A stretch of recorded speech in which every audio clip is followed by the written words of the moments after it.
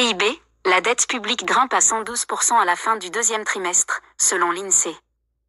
Le nouveau gouvernement s'est engagé à présenter durant la semaine du 9 octobre son projet de budget pour 2025, qui sera principalement placé sous le signe de coupe dans les dépenses publiques. La dette publique de la France a continué de gonfler à la fin du deuxième trimestre, s'établissant à 112% du produit intérieur brut, PIB, contre 110,5% du PIB à la fin mars, a indiqué vendredi l'INSEE. L'endettement public du pays, qui s'est massivement accru depuis la crise sanitaire, a augmenté de 68,9 milliards d'euros pour atteindre 3 228,4 milliards d'euros entre avril et juin, a précisé l'Institut national de la statistique. Une hausse de la fiscalité sur les plus fortunés et les grandes entreprises envisagée. La hausse enregistrée au deuxième trimestre provient essentiellement de l'augmentation de la dette de l'État, plus 69,9 milliards d'euros. La dette des administrations de sécurité sociale s'est également inscrite en hausse, de 4 milliards d'euros.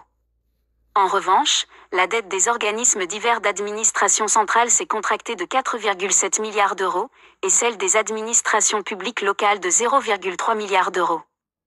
Le nouveau gouvernement du Premier ministre Michel Barnier s'est engagé à présenter durant la semaine du 9 octobre son projet de budget pour 2025, qui sera principalement placé sous le signe de coupe dans les dépenses publiques pour tenter d'assainir des finances publiques fortement dégradées.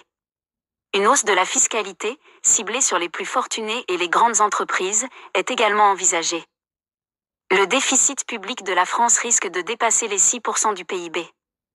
Après un décrochage à 5,5% du PIB en 2023, le déficit public de la France connaîtra un nouveau dérapage en 2024 et risque de dépasser les 6% du PIB, a prévenu le ministre du Budget, Laurent Saint-Martin.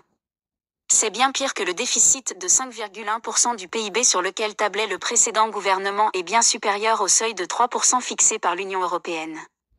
Devenue un des mauvais élèves de la zone euro, la France a vu sa note souveraine dégradée par l'agence de notation S&P Global Rating fin mai et fait l'objet d'une procédure pour déficit public excessif de la part de la Commission européenne.